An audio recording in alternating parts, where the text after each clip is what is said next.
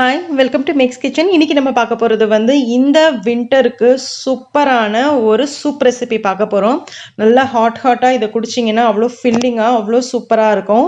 அந்த மாதிரி ஒரு ரெசிபி தான் இன்றைக்கி நம்ம பார்க்க போகிறது ஆல்மண்ட் ப்ரொக்கோலி சூப். அதாவது பாதாம் வச்சு ஒரு ப்ரொக்கோலியில் சூப் எப்படி பண்ணலாம் அப்படிங்கிறதான் பார்க்க போகிறோம்.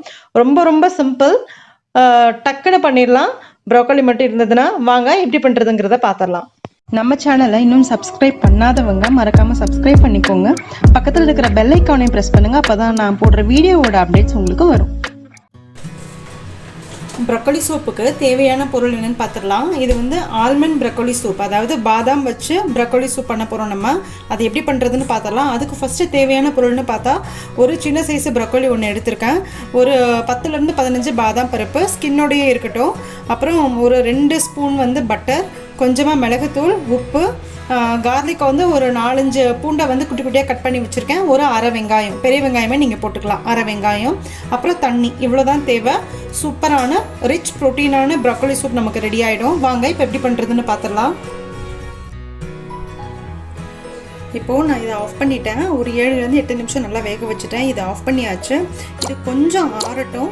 ஆறுனதுக்கப்புறமா இந்த பாதாம் பருப்போட ஸ்கின்னை நம்ம பீல் பண்ணி எடுத்துக்கலாம். அப்போ உங்களுக்கு ஒயிட்டாகவே கிடச்சிடும். தனியாக நீங்கள் ஊற வைக்கணுங்கிற அவசியம் கிடையாது. ஸோ இதை ஆறுனதுக்கப்புறமா நான் இதை பீல் பண்ணிவிட்டு மிக்சியில் போட்டுட்டு நான் உங்களுக்கு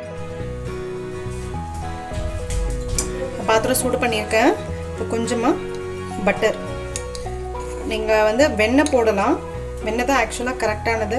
அப்படி ரொம்ப ஹெல்த் கான்ஷியஸாக இருந்தீங்க அப்படின்னு சொன்னால் நீங்கள் ஆலிவ் ஆயில் யூஸ் பண்ணிக்கலாம்.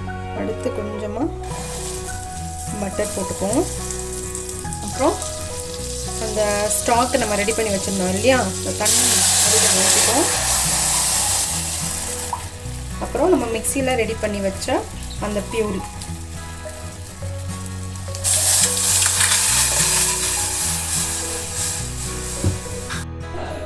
பாருங்கள், சூப்பராக ரெடி ஆகிடுச்சு. எனக்கு இப்போ ஒரு டயலாக் தான் ஞாபகம் வருது. கவுண்டமணி சொல்லுவார், உங்கள் அக்காவுக்கு சூப்பு வைக்க தெரியுங்கிறத நீங்கள் வந்ததுக்கப்புறமா தான். ஸோ எங்கள் வீட்டில் ஒவ்வொரு தடவையும் சூப்பு வைக்கும் போதும் இந்த டயலாக் தான் என் ஹஸ்பண்ட் சொல்வார். அதனால எனக்கு இப்போ அது ஞாபகம் வந்துச்சு. ஓகே, இப்போது almond broccoli soup ready. Serve பண்ணிடலாம்.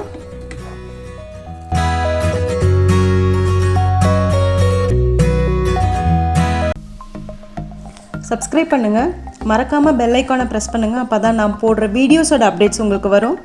லைக் பண்ணுங்கள், கமெண்ட் பண்ணுங்கள், ஃப்ரெண்ட்ஸோடு ஷேர் பண்ணுங்கள். தேங்க்யூ.